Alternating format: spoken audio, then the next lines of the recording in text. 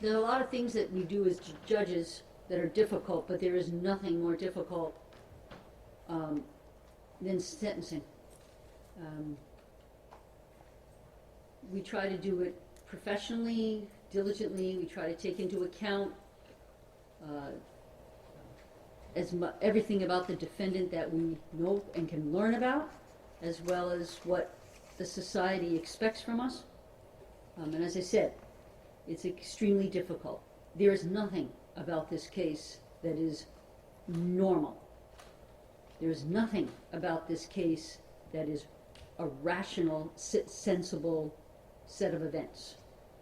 So when I sit and I think long and hard about what sentence is appropriate given the crimes that she has been convicted of, I have to take into account that the normal does not necessarily apply. Much of what both of you have said, both orally today and in the sentencing memorandum, is absolutely true. A sentence by a judge, we have a significant amount of discretion and latitude, considerable latitude in determining what an appropriate individualized sentence should be. And when I say individualized, it's exactly that. A sentence has to reflect, among other things, several goals: punishment, deterrence, protection of the public, and rehabilitation. There are many factors that go into the decision, including hearsay information about her character, her behavior, her background, the nature of the offense, the circumstances surrounding the commission of that crime. I cannot take into account or undertake to punish her for conduct other than that for which she stands convicted. So I cannot punish her, as some might want me to, for the fact that the remains of 3 babies were found in the closets.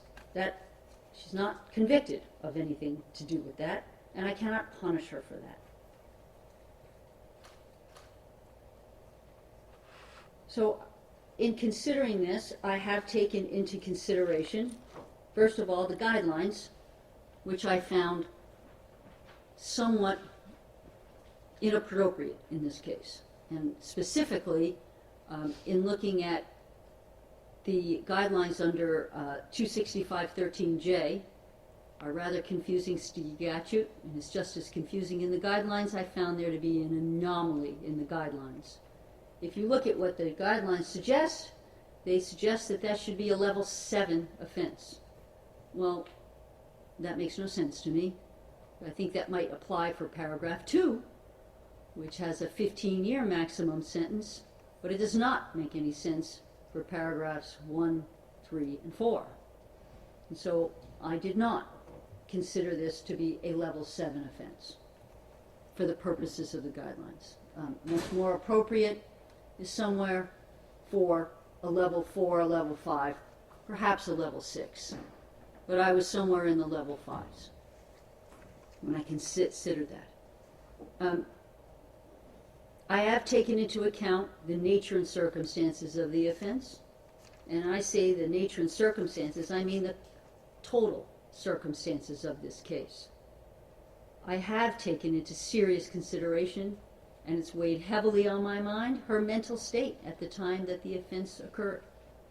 I've also considered the relationship between Ms.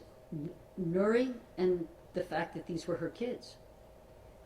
I've also taken into consideration the nature and the degree of the physical and perhaps the mental harm, I don't know much about that was caused by her actions. Clearly the vulnerability of the victims in this case, well, they were children. They were the most vulnerable and had no way to defend or protect themselves. I have taken into consideration the community view of the gravity of the offense, the public concern that's been generated by the offense. I've also considered whether or not there's a deterrence effect by any particular sentence that I may have.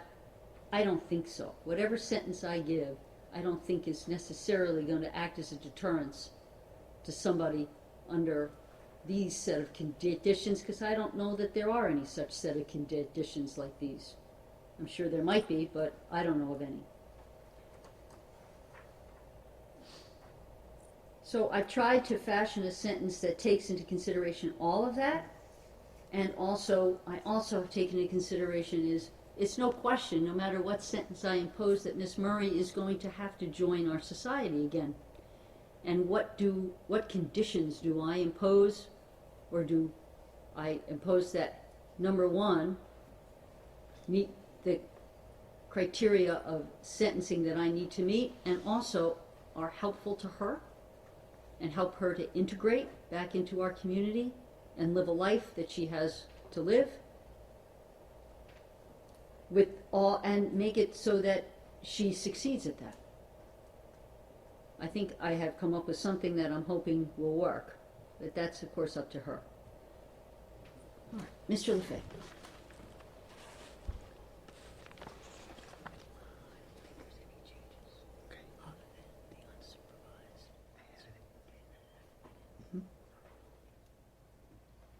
Let it be done. Ms. Murray, would you please stand?